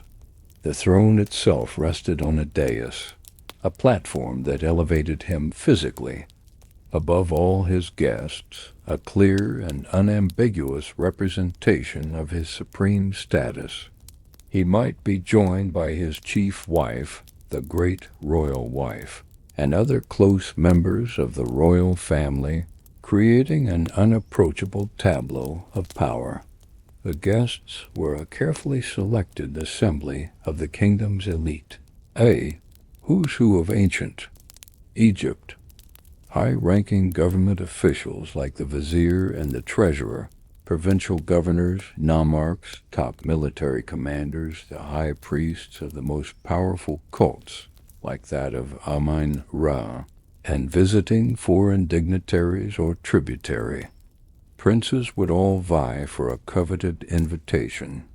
Their placement within the hall was a matter of intense political significance and a source of great anxiety. The closer a guest was seated to the pharaoh's dais, the higher their status and the greater the favor they currently enjoyed. To be seated near the king was a public honor. To be placed at a distance near the entrance was a subtle but clear sign of diminished influence. The seating arrangement was a living, breathing map of power and intrigue at the royal court. Guests would arrive at the palace dressed in their absolute finest attire, a display of their own personal wealth and status. For the elite, this meant garments of the highest quality white linen, so finely woven as to be almost transparent. Men wore kilts, while women wore long, elegant sheath dresses. Over these, they would adorn themselves with elaborate and heavy jewelry. The most prominent piece was a wessick or broad collar necklace, composed of multiple rows of colorful beads made from faience, a glazed ceramic, carnelian, lapis lazuli, turquoise, and gold. They wore heavy bracelets on their wrists and arms, anklets, and intricate earrings.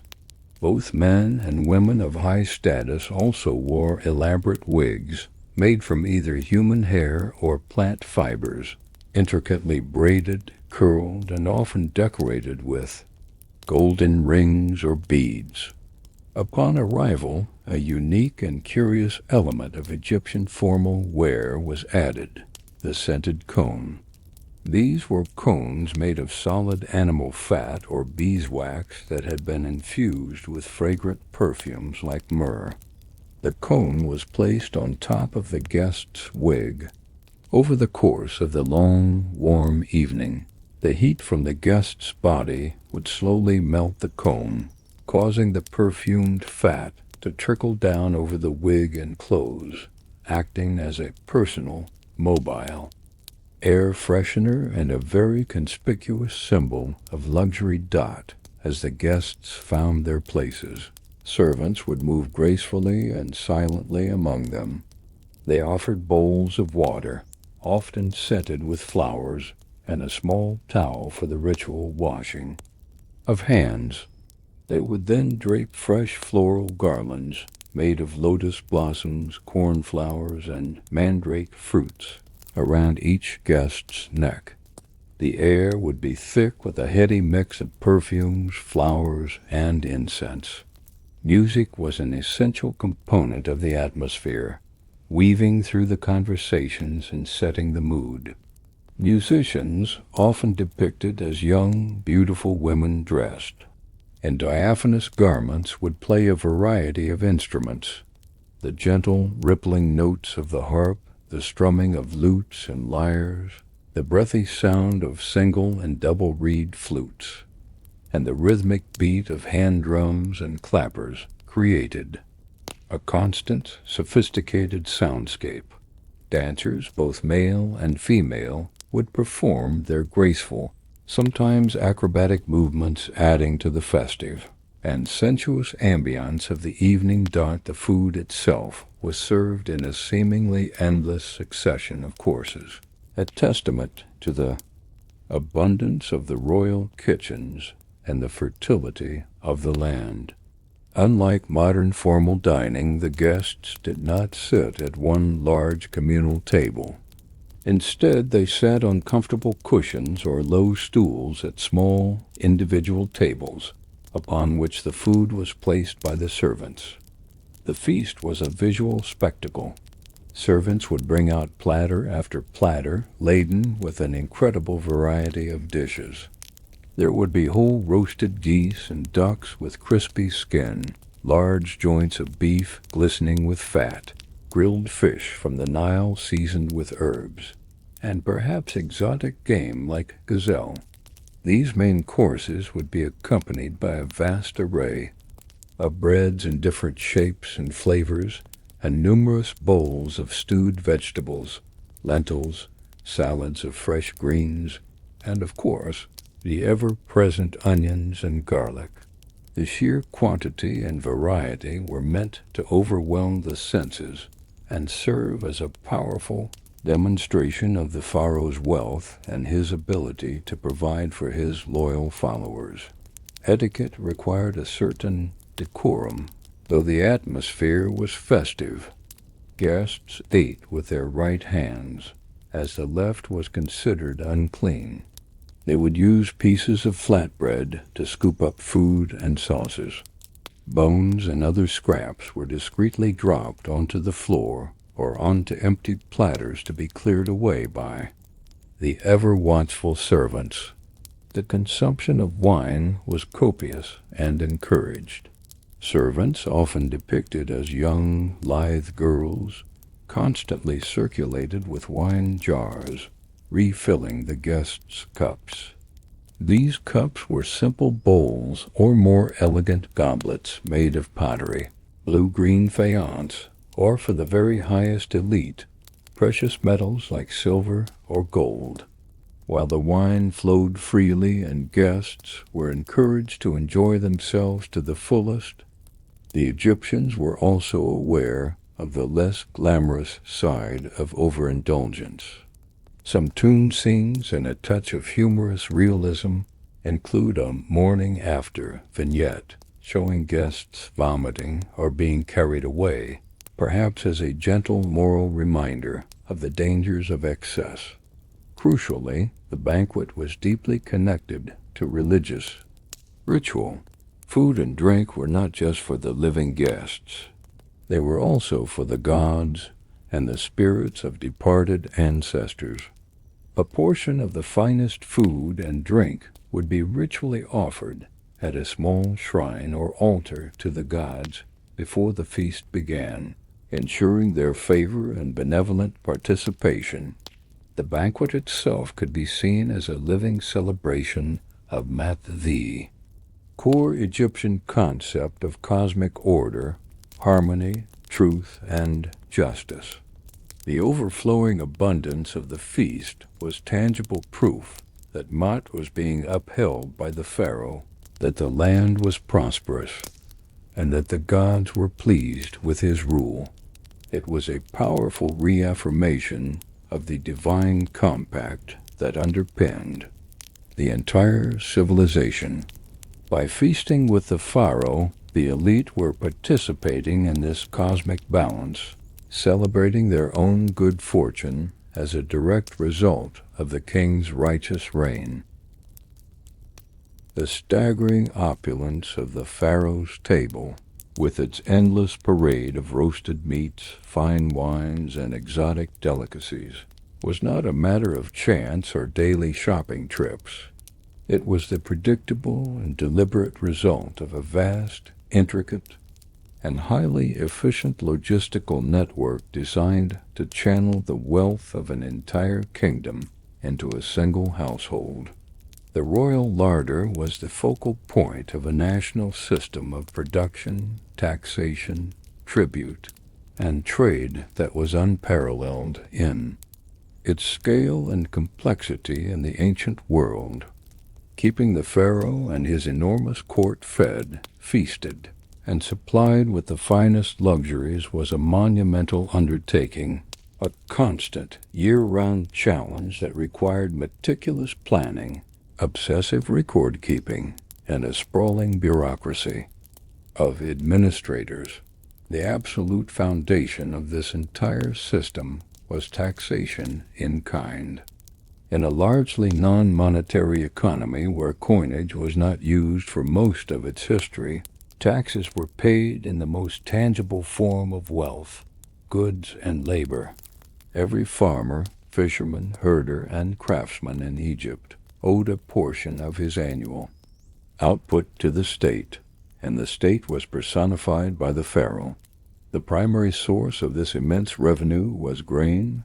Following the annual harvest, during the hot, dry season of Shimu, scribes acting as agents of the royal treasury would descend upon the threshing floors of every community, from the smallest village to the largest temple estate, With their papyrus rolls, pallets, and measuring tools, they would calculate the total yield of wheat and barley and assess the state's share. This was not an arbitrary amount, but a fixed percentage, and its collection was non-negotiable. This grain was then transported, primarily by fleets of heavy cargo boats navigating the great liquid highway of the Nile, to colossal state-controlled granaries. These were located in key administrative centers, and most importantly, near the royal residence. These beehive-shaped structures were the economic backbone of the kingdom, holding the wealth that paid the army, funded monumental construction projects, and, of course, supplied the palace bakeries and breweries with their essential raw material. This same principle of taxation in kind applied to every other type of produce. Herdsmen were required to deliver a quota of their best cattle, sheep, and goats to the royal stockyards. These were not old or sickly animals. They were the prime specimens destined for the offering tables of the gods and the kitchens of the king. To ensure compliance, the state maintained detailed records of livestock in a cattle census that was carried out regularly. Fishermen from the Nile, the Fayoum Oasis, and the Mediterranean coast were required to hand over a significant portion of their catch. This fish was then processed by state workers, salted and dried for storage and distribution, or, if caught near the capital, delivered fresh to the palace kitchens. Beekeepers tending to the royal apiaries delivered sealed jars of precious honey.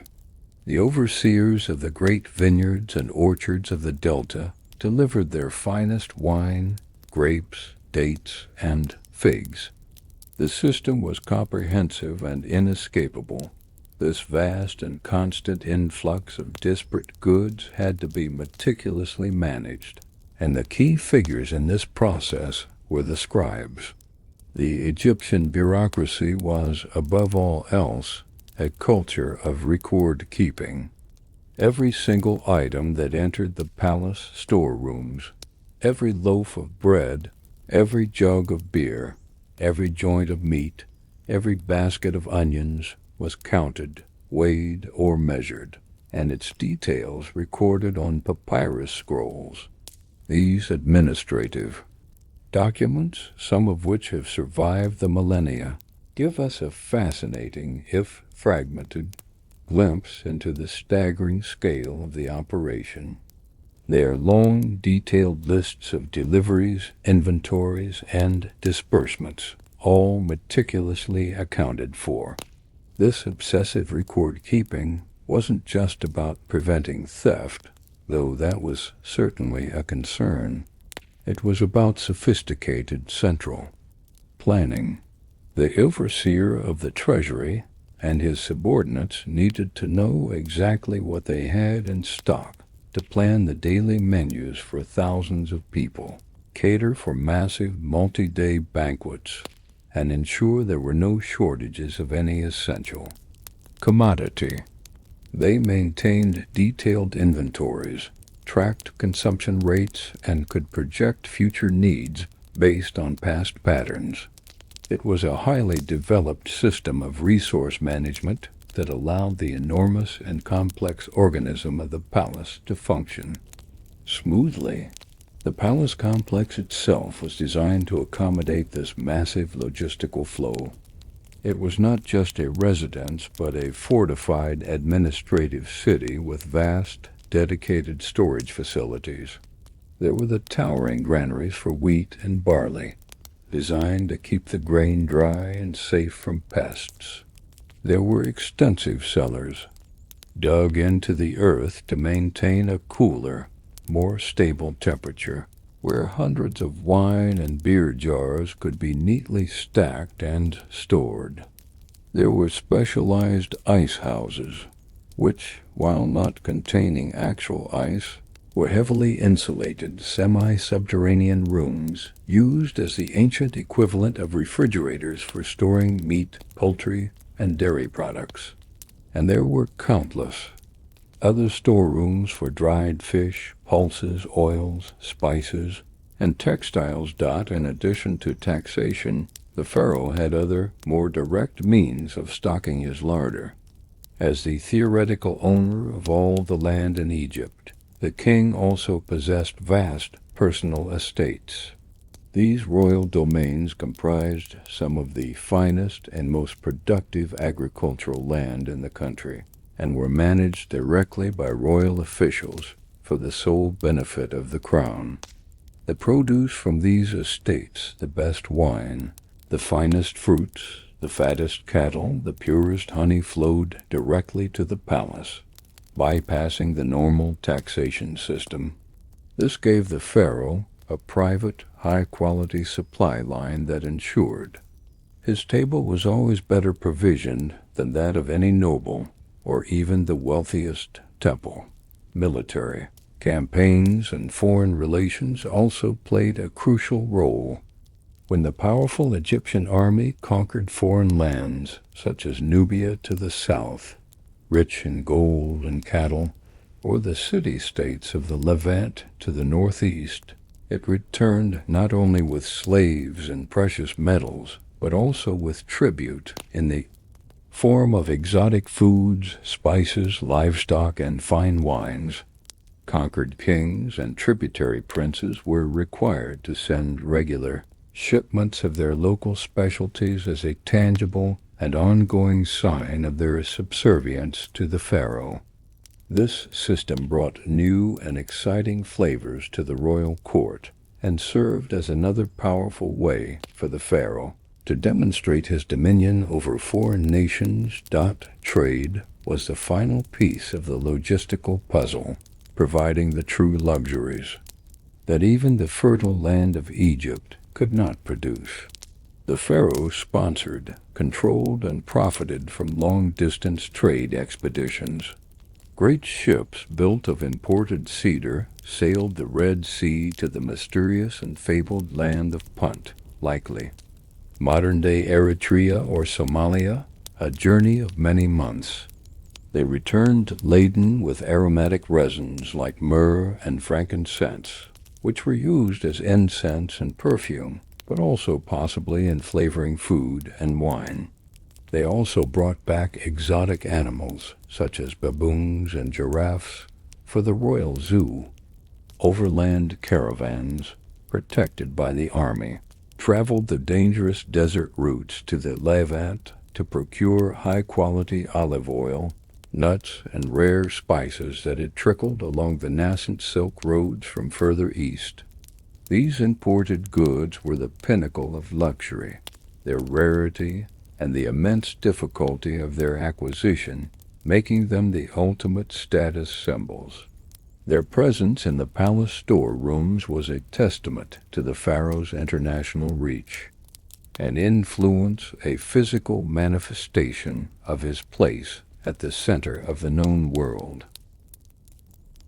For the ancient Egyptians, life on earth was but a fleeting prelude, a temporary and challenging phase before the true, eternal, and unchanging existence in the afterlife. Their entire culture, their complex religion, their art, and their awe-inspiring, monumental architecture were profoundly shaped by this core belief. Central to their elaborate preparations for this next world was the unwavering conviction that the deceased, and especially the divine pharaoh, would need all the same comforts, tools, and sustenance they had enjoyed in life. Chief among these essential needs was food. The concept of the funerary offering was not merely symbolic or sentimental. It was a deeply practical and absolutely essential provision to ensure the eternal well-being, nourishment, and survival of the soul. The tomb was not a grave in our sense of the word. It was an eternal house, a castle of eternity, and its larder had to be perpetually and magically stocked. The most basic and ubiquitous form of this provision was the het ti nesu, which translates to an offering which the king gives. This was the official name for the standard offering formula, a powerful prayer that was inscribed on virtually every funerary object, from the grand walls of a tomb to stele, coffins, and even small statues. This prayer was more than just a request. It was a potent magical spell, a ritual utterance that was believed to have the power to create reality. The formula typically called upon the king to make an offering to a god associated with the dead, usually Osiris, the lord of the underworld, or Anubis, the god of embalming. The god, having received his due, would in turn provide for the ka, or life force of the deceased individual named in the text. The prayer would then list the desired provisions, famously asking for 1,000 of bread, 1,000 of beer, 1,000 of oxen, 1,000 of fowl, 1,000 of alabaster vessels, and 1,000 of linen, along with every good and pure thing on which a god lives. The number 1,000 was not meant to be taken literally, but was the Egyptian way of signifying an infinite, inexhaustible supply. The Egyptians believed that the oral recitation of this formula by visitors to the tomb, or even its mere presence, in written hieroglyphs, had the power to magically manifest these provisions for the soul in the afterlife, sustaining it for all eternity. But the Egyptians were a famously practical people and did not rely on magic alone. They backed up their spells with physical goods. The burial chambers of the elite, and especially of the pharaohs, were filled with an astonishing quantity and variety of actual food offerings. These were meant to serve as the first meals for the deceased upon their reawakening in the next world.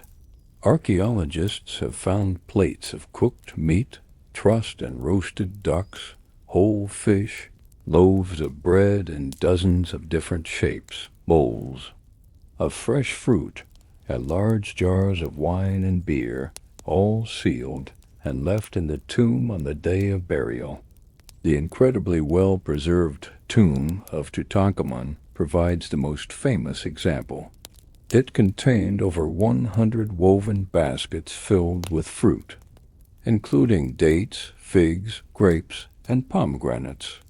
It also held 48 wooden boxes containing joints of beef and cuts of poultry, carefully selected, cooked, and packed for the young king's eternal feast. Dozens of wine jars, meticulously labeled with their vintage and origin, stood ready for him to drink. This was not just a token gesture. It was a full pantry for a king. These physical offerings were, of course, finite. The bread would grow stale, the meat would decay.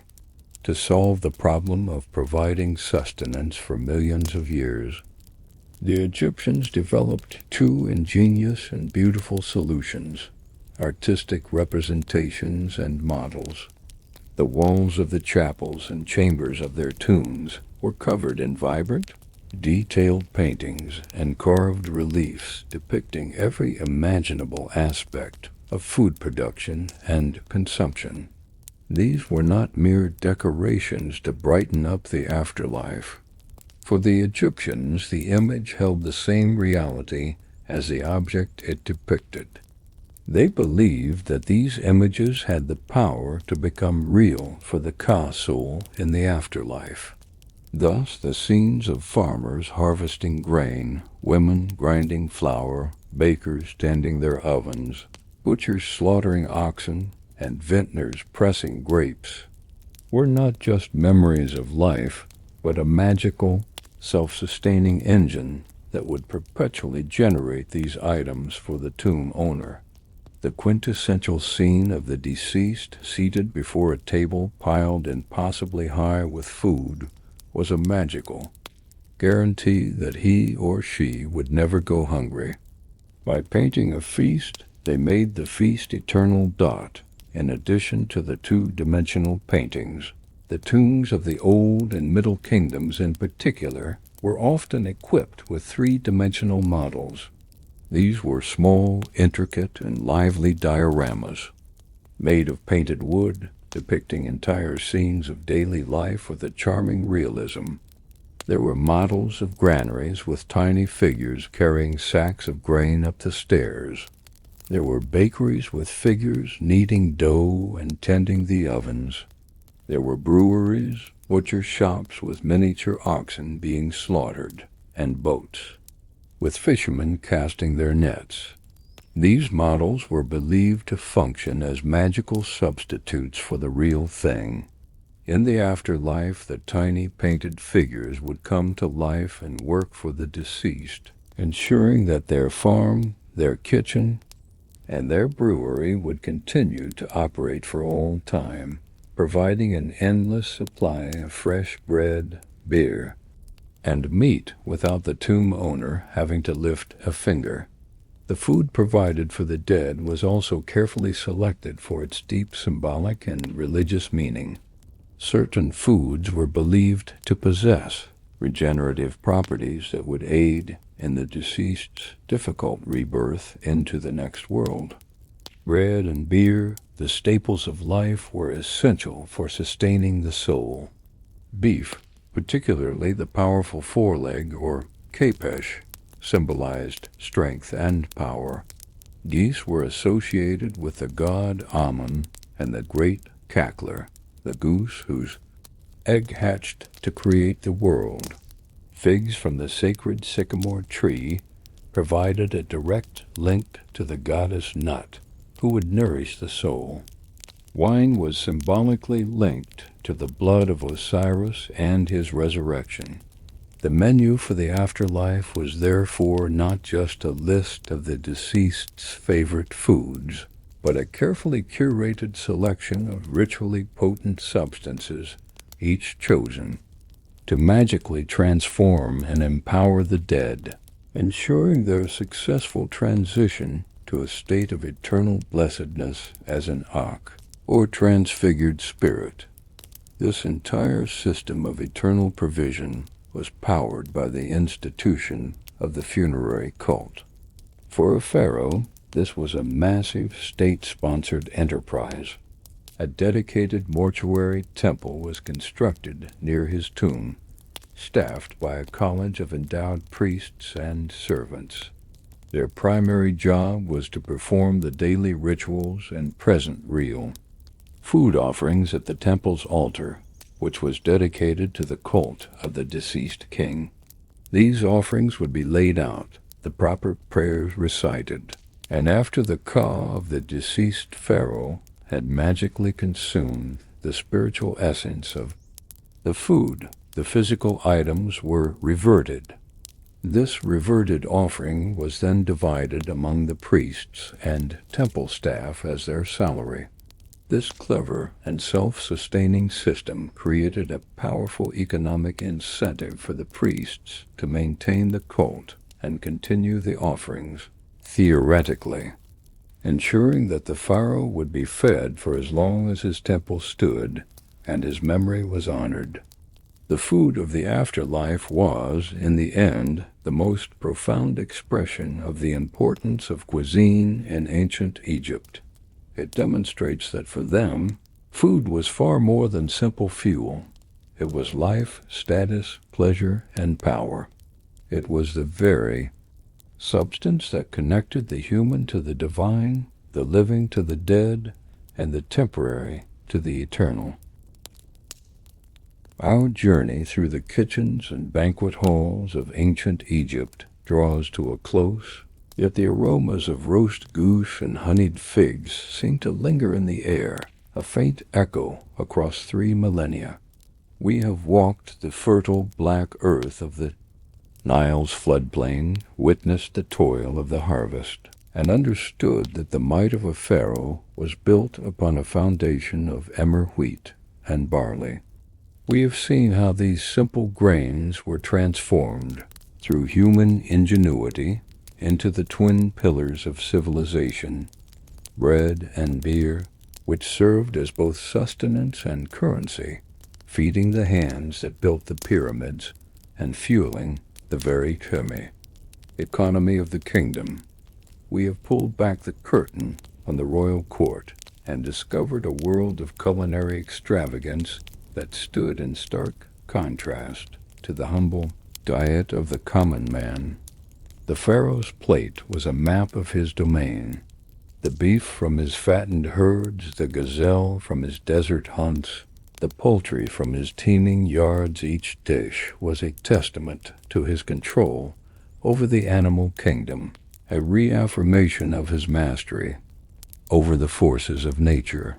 His cup, filled with the finest wines from the sun-drenched vineyards of the Delta, was a symbol of a refined and luxurious lifestyle, a privilege reserved for the gods and their earthly representative. Each vintage, carefully bottled and labeled, speaks to a culture of connoisseurship and a deep appreciation for the subtle pleasures of life. In the Pharaoh's kitchen, we found not a primitive hearth, but a sophisticated, large-scale operation, a culinary factory run with bureaucratic efficiency. We saw the specialized roles of butchers, bakers, and brewers, the simple yet effective tools they used, and the techniques of roasting, boiling, and seasoning that formed the basis of their cuisine. We understood that supplying this vast enterprise was a logistical marvel, a system of taxation, tribute, and trade that funneled the wealth of an entire nation and parts of the known world into the storerooms of the palace. The logistics of the larder were the logistics of the empire in miniature, a constant flow of resources from the periphery to the center, all culminating in the meal set before the king. The banquet itself emerged as a grand piece of theater, a ritualized performance of power. The seating plan, the scented cones, the music, the sheer, overwhelming abundance of food, all were carefully designed to reinforce the social hierarchy and display the pharaoh's immense wealth and divine favor. Dining at the pharaoh's table was to participate in the cosmic order, to be a part of the stable, prosperous world that he, as the upholder of Mat, guaranteed. It was a political act, a social statement, and a religious experience all rolled into one. Finally, we followed this obsession with food into the silent darkness of the tomb. Here we saw its ultimate purpose revealed. The food offerings, both real and artistically rendered, were not mere mementos but essential provisions for an eternal journey. The Egyptians believed so profoundly in the continuation of life that they could not conceive of an afterlife without the need for sustenance. The desire for a perpetually stocked larder in the next world drove the creation of some of their most beautiful art and their most potent magic. The eternal banquet was the ultimate paradise, and every loaf of bread, every joint of meat, and every drop of wine offered to the dead was an act of hope, a denial of the finality of death, and a testament to the enduring power of food to define what it means to be human and what it means to live forever. The story of what the pharaohs ate is, in the end, the story of ancient Egypt itself. It is a tale of agriculture and innovation, of hierarchy and power, of ritual and religion, and of the profound human desire to not only survive, but to live well, to feast, and to find pleasure in the gifts of the earth. The flavors of their world may have faded, but the story they tell is as rich and satisfying as the feasts they once enjoyed. Thank you for joining me on this journey into the distant past. May your own table be filled with good food and good company.